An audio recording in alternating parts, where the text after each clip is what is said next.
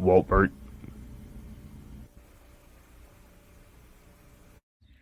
Hi, I'm Lauren Wolpert, and I'll be reading from my book, Barking Up the Wrong Geek.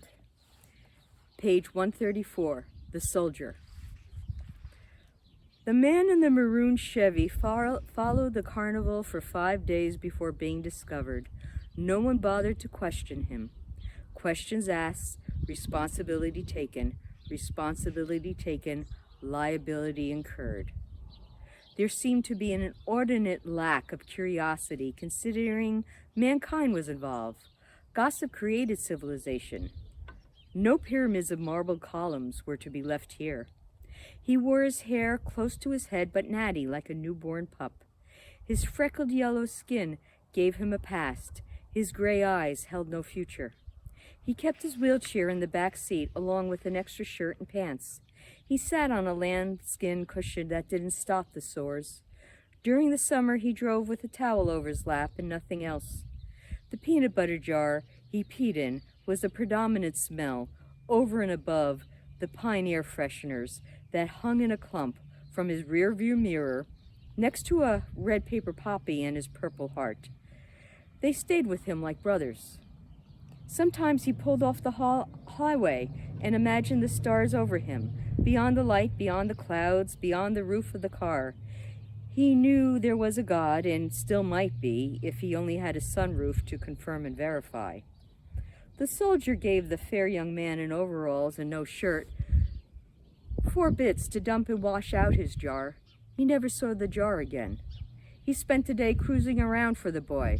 His throat was parched, but he dare not drink, his bladder deaf to the commands of his mind. His search crept to the dark. The empty field was stacked with carnival trailers.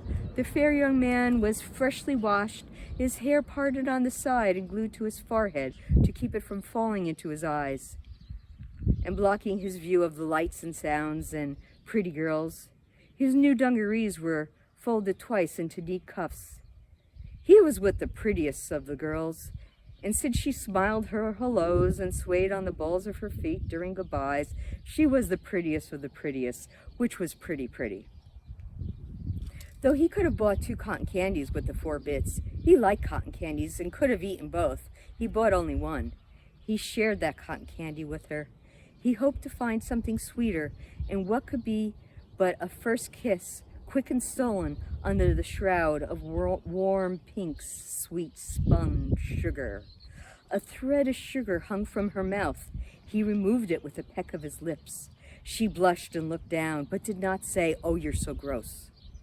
She tasted sweeter than any mother, sister, aunt he'd ever kissed before. His shoulders were strong, and he was glad he'd taken a splash of his brother's cologne. He thought he seemed like a pansy. Instead, he felt like a man.